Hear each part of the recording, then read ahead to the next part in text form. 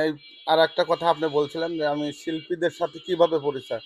একটা মানুষ একটা লিঙ্ক হয়ে যায়। মনে করেন যে একটা বাড়িতে যদি একটা পোষা কুকুর দীর্ঘদিন পালে, সে কুকুরটা যদি অসুস্থ হয় তারপরে কিন্তু মায়া লাগে। এই টেপটেপি করার পরে কেমন যেন একটা ঠাসি লাগলো, লাগার পরে আমার পেজ হ্যাক হয়ে গেল। ঠিক আছে, আমি মনটা ছোট করে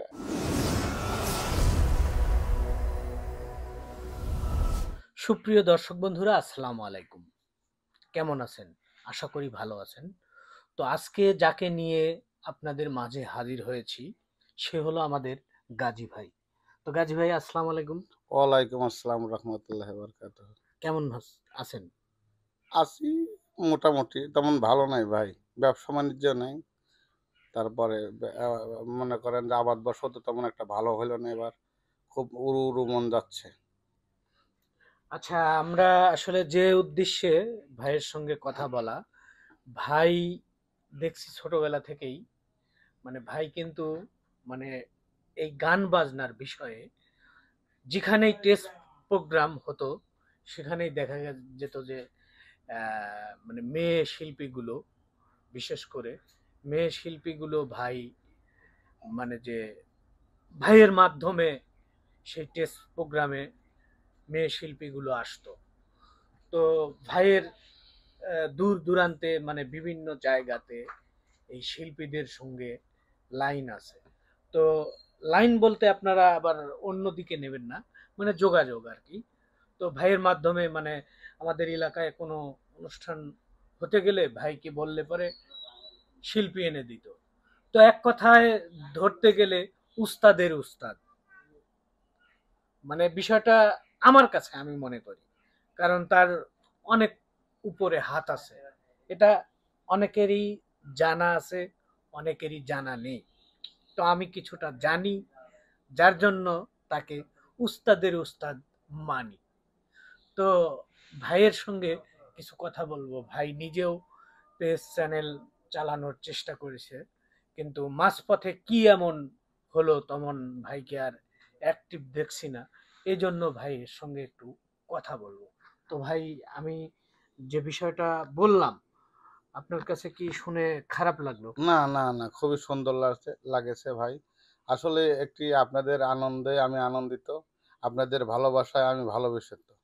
এখন যাই হোক, আমি আপনাদের আনন্দ দেখে দেখে মন চাইলো যে আমি আসলেই ছোট্টবেলার থেকেই আনন্দপ্রিয় মানুষ। আমি বিনোদনের মানুষ আমি ছোট্টবেলা থেকে। সেই হিসেবে আমি আপনাদের দেখাদেখি অল্প ৩-৪ মাস আগে একটা পেজ খুলেছিলাম, গাজী ভাই পেজটা। সে পেজটা হারিয়ে গেছে। আর এখন আরএস গাজী একটা ফেসবুক আইডি আছে। এখন ওইটার উপরই নির্ভর আছে। যদি এটাও হারিয়ে যায় তাহলে ধরেন এই জগৎ থেকে আমি বঞ্চিত আরকি। তা আমি চাচ্ছিলাম যে আসলেই মানুষ তো আজীবনের জন্য, চিরজীবনের জন্য আসে না। ঠিক আছে? মানুষ মরণশীল। মানুষের মরতে হবে। মানুষের করতে হবে। সেই হিসেবে আমি একটা ভালোবাসার চিঠি হয়তো এই দুনিয়ার পর রেখে গেলাম। হয়তো মানুষ দেখলো, হাসলো, আনন্দ করলো। আর হয়তো আমার নামটা বলল। এইজন্য আরকি একটা পেজ খুলেছিলাম। আসলেই আমার কামাই দিয়ে উদ্দেশ্য এটা না। আমি মানুষের ভালোবাসার দ্বারে দ্বারে থাকতে চাই, ভালোবাসা নিয়ে চলতে চাই, এইটুকুই আরকি। আচ্ছা, এই যে আপনার পেজটা হারালো কিভাবে, মানে আসলে? আমি সবাইকে, মানে যারা লাইভে আসে তাদের মনে করেন যে লাইভে যোগদান করার পরে আমি মনে করেন সবাই বলে শেয়ার করে দাও। শেয়ারে দেওয়ার পরে বলল যে ট্যাপ, ট্যাপ করো।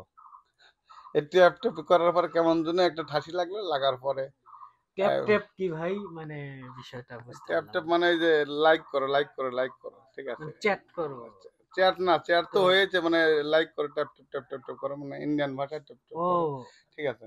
এটা করার পরে আমার পেজ হ্যাক হয়ে গেল। ঠিক আছে? আমি মনটা ছোট করে মনে করেন বাস স্ট্যান্ডে রবুলের দোকানে এক কাপ চা খেলাম। খাওয়ার পরে ইস, ওই আমি সময় চা খাওয়া। আসলেই আমার মধ্যে আসলে অনেক কিছুই আছে। শুধু নাই একটা জিনিস, সেটা হলো শিক্ষার আলো। খুবই কম।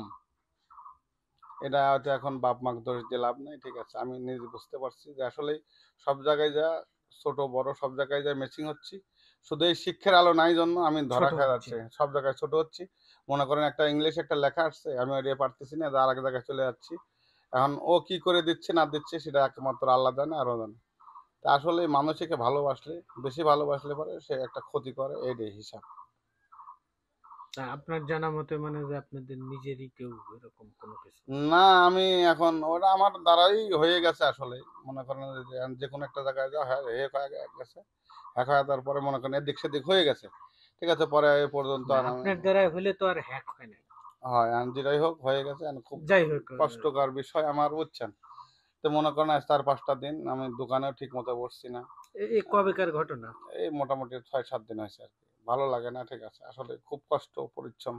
আমি জায়গায়, জায়গায় আচ্ছা দূর-দূরান্ত আপনার দোকান বলতে কিসের দোকান আপনার? আমার ওই যে ভাঙড়ির দোকান ভাই। আচ্ছা, আচ্ছা, আগে ছিল স্পেয়ার পার্টসের দোকান। তারপরে আজকে ৪ বছর ধরে ধরেন শ্যালো ইঞ্জিল-টিঞ্জিল সব দেশে থেকে উঠে গেছে। আচ্ছা। এখন সারা দেশে মিনি ডিপ, তারপরে পাওয়ার টিলারের কাজ ট্রাক্টরে করতেছে।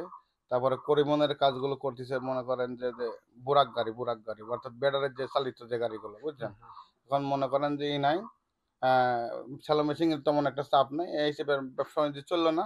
সেই হিসেবে মনে করেন একটা ব্যবসা ধরলাম যে ভাঙড়ির ব্যবসা যাকে বলে। আচ্ছা, অর্থাৎ আচ্ছা। লোহা, টিন, তামা, পিতল, এলাই, ঢালাই, সিলভার, প্লাস্টিকের বোতল, আ তারপরে 7 আপ এর বোতল ইত্যাদি আরকি। কার্টুন, বই, খাতা আরো অধিক সংগীত আছে আরকি। তো মনে করেন এই ব্যবসাটা ধরে ধরেন আজ ৪ বছর ধরে চলতেছি। তো ফ্যামিলিগত বিষয়ে ধরেন ভাই একটু ভিন্ন, ৩ ভাই ভিন্ন। এখন মনে করেন নিজের পায়ে দাঁড়াতে হয়েছে। ধরেন ছেলে আছে ২ টা। সেই হিসেবে মনে করেন এখন সংসার তো চালাতে হবে। হুম। তো এই ব্যবসার মাঝামাঝি একটু আনন্দ বিনোদন রাখতে চাইছিলাম যে আগের যে বিনোদন আনন্দটা আমি ধরে রাখবো। আচ্ছা আগের, এই যে আগের বললেন, আগের বিনোদন আনন্দ আপনি করতেন। মানে আসলে এ আপনাকে দেখা গেছে কি মানে যত জায়গায় টেস্ট প্রোগ্রাম হচ্ছে আপনি আছেন। জি। মানে আমি এই যে ৩ দিন আগে জালাল শাহর মাজারে কালকে শেষ হয়ে গেল। ৩ দিনই ছিলাম প্রেজেন্ট। মনে করেন জিন্দানিতে আমি প্রেজেন্ট থাকি, লালনেতে প্রেজেন্ট থাকি। মনে করেন ইত্যাদি আরকি যতদিন মাজার আছে আপাতত ২, ৪, ৫ জেলায় আমি আশা করি যাওয়ার চিন্তা ভাবনা করি। আমার ভালো লাগে। তাদের আচরণ ভালো লাগে। আমাদের কুড়িগ্রামে যদি কোনো টেস্ট প্রোগ্রাম হয়, ওখানে মারামারির সিস্টেমটা বেশি। হুম, হুম, আর হুম। কোনো মাঝারে এইগুলো নাই, এই পরিবেশটা নাই। মনে করেন আপনার গায়ের উপর হাত চলে গেছে, তারপরে ওইটা মনে করেন ওরা মালুম করে না। সবাই সুন্দর পরিবেশে সুন্দরভাবে হুম, দেখা আনন্দটা যাচ্ছে যে করে। আপনার গায়ের উপর হাত গেছে, হ্যাঁ। আপনাকেই আবার মানে যে ও ও এই মানে খারাপ সালাম বলছে, হচ্ছে, সালাম চুমু দিচ্ছে, খাচ্ছে। চুমু খাচ্ছে। আর সবাই ভালো ব্যবহার-আচার করে। তারপরে কিছুদিন পর আবার রহিম শাহর মাজার, বড়াই গ্রাম ওখানে যাবো। আর গ্রামগঞ্জে দেখা যায় যে একটু টুকুলে এই শালা হ্যাঁ, লাগলো মানে কেরে। একটা মানে উচ্ছৃঙ্খলা যাকে বলে, ঠিক আছে? এগুলো ভালো লাগে না। এইজন্য মাঝার দিয়ে ঘুরি। আর আমার ভালো লাগে আসলে সবাইকে ভালো লাগে। আমি একজন গানপ্রিয় মানুষ ছোটবেলার থেকেই। আমি গানে ছাড়া বাঁচতে পারবো না। যেমন আপনার মানে ছোট বোন আরকি মানে অর্থাৎ আমার ফ্যামিলি, হ্যাঁ, আমার ওয়াইফ বলছে যে, "আসলে তুমি আসলে পরিবর্তন হইলে না। তুমি যে আমার সাথে ২২ টি বছর সংসার করলে, তাও তুমি পরিবর্তন হলে না। তোমার মনে হয় পরিবর্তন হবে না। তোমার ছেলে বড় হয়ে গেল, তোমার ছেলে এসএসসি পরীক্ষা দিচ্ছে। তোমার একটা ছেলে মাদ্রাসায় পড়তেছে, তারপরেও তুমি পরিবর্তন হলে না।" আমি আমার বিবিকে বললাম যে, "শোনো, আমি আর আসলে বাঁচবো কয়দিন? আমার ৪০-৪১ বছর বয়স হয়ে গেছে। আমি ছোট্ট একটা মানুষ, ছোট মানুষ থেকে বিনোদন করছি। এখন আমার বিনোদনের প্রায় শেষের দিক। আমি নামাজ কালাম পড়ি, রোজা রাখি। এখন মনে করেন যে তারপরে বিনোদন আমি রাখতেই হবে আমার।" আমি আমার বিবিকে বলছি, তো সে বিবি বলছে যে, "তোমার ধর্মের কাজ তুমি শেষ করে তারপরে তুমি বিনোদনে যাবে।" মানে বলছে যে, "নামাজ কালাম পড়বা, মানুষের সাথে ভালো ব্যবহার করবে। এটা হলো তুমি একটা মুসলমানের ছেলে। এটা হলো তোমার বড় ধর্ম। হ্যাঁ, এটাই হ্যাঁ, আগে। তারপরে তুমি বিনোদন করবে। বিনোদনে এমন কিছু বিনোদন করো না যে তোমার মানুষ লাল কালি তোমার গায়ে ফেলায়।" তো মনে করেন আশেপাশে ২, ৪, ৫ এলাকার মানুষ বলতে পারে যে গাজী একজন সলিড মানুষ, বিনোদন মানুষ এটা ঠিক আছে। কোনো তার কালো দাগ ইনশাল্লাহ গায়ে লাগে নাই। আশা করি লাগবেও না। তা আমার সবাই আমার ছেলের জন্যই দোয়া করবেন। আমার ছেলে এসএসসি পরীক্ষা আচ্ছা দিচ্ছে। মানে রানিং এ দিচ্ছে আরকি। জি, রানিং এ দিচ্ছে। আর একটা ছেলে মাদ্রাসায় বেবিতে পড়ে। আমার ছেলে খুবই ভালো, ভদ্র। আসলে ২ ছেলেই শুধু। হ্যাঁ, শুধু ২ ছেলে। ভদ্রটা আ করি এটাই যে আমার ওয়াইফ বলে যে, "তোমার বাবাও যদি এরকম করে আবার তোমরা যদি এরকম করো তাহলে তো মানুষ সমাজে আমরা দাম পাবো না।" হুম। সেই হিসেবে আমার বিবির কথা আমার ছেলেরা শোনে। তারপরে আমি চেষ্টা করি এই জগৎ থেকে চলে যাওয়া। আসলেই আমি চলে গেলে আর তো বাঁচবো না। আমার মনে হয় হৃদয় থেকে, অন্তর থেকে। তারপরেও আমি দূর-দূরান্ত মোটরসাইকেল নিয়ে কেউ যদি আমি সঙ্গী সাথী না পাই, তারপরে আমি একাই চলে যাই বিনোদনে। আর মানে এই আরেকটা কথা আপনি বলছিলেন যে আমি শিল্পীদের সাথে কিভাবে পরিচয়? একটা মানুষ একটা লিঙ্ক হয়ে যায়। মনে করেন যে একটা বাড়িতে যদি একটা পোষা কুকুর অর্থাৎ দীর্ঘদিন পালে, সে কুকুরটা যদি অসুস্থ হয় তারপরে কিন্তু মায়া লাগে, খারাপ লাগে। তো ধরেন আমি মনে করেন যে ৩০ বছর আমি এই শিল্পী জগতে সবাইকে চিনি জানি, যারা বাদ্যকর বাজায় বা যারা গান করে, ছেলে মেয়ে সবাই উভয় পক্ষে সবার সাথে আমার একটা ভালো সুসম্পর্ক। এই সুসম্পর্ক হচ্ছে শুধু হৃদয় থেকে, অন্তর থেকে, এইটুকুই। হ্যাঁ, আ- সেটাই। আ- মনে করেন যে আমি আছি সবার সাথে। আমি যেমন ধরেন যে কি বাইকে ভালো লাগে তাই ধরেন এখানে এসে একটু বসে সময় দিলাম। আমি কিন্তু আমার দরকার দোকান খোলা, মানে আমার ব্যবসা। আমি একজন আনন্দপ্রিয় মানুষ। কোনো পাশে যদি আমার দানি বা আনন্দপ্রিয় লোক থাকে, আমি ওই জায়গায় একটু ব্রেক করে সেই আনন্দের সাথে দুটি কথা বলে যাই, এইটুকুই। মানুষের অর্থ সম্পদ কেউ সঙ্গে যাবে না, সাথে যাবে না। জাস্ট 2 থেকে 3টা বাঁশ, কিছু হাজার দেড়েক টাকার সাদা কাপড়, এইটুকুই সাথে যাবে। তা আমি যদি আপনাদের সাথে ভালো ব্যবহার আচার করে থাকি, এটাই শুধু দুনিয়ার উপরে ভাসবে। মরণ তো একদিন হবেই, সবারই একদিন হবেই। আপনারও হবে, আমারও হবে, আমার ছেলেরও হবে, আমার বাবারও হবে, সবারই হবে। হ্যাঁ, এইটাই আসলে সর্বোপরি বা শেষ কথা, যে মানুষ মরণশীল।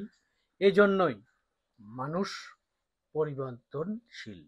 মানে মানুষ পরিবর্তন হয়, হতে হবে। আমাদের যখন রক্ত মানে গরম ছিল, আমরা যখন ইয়াং ছিলাম, তখন একরকম, কিন্তু এখন ধীরে ধীরে মানে যে বয়স ভারী হচ্ছে, আমরা কিন্তু চেঞ্জ হওয়ার চেষ্টা করতেছি, পরিবর্তন হচ্ছি।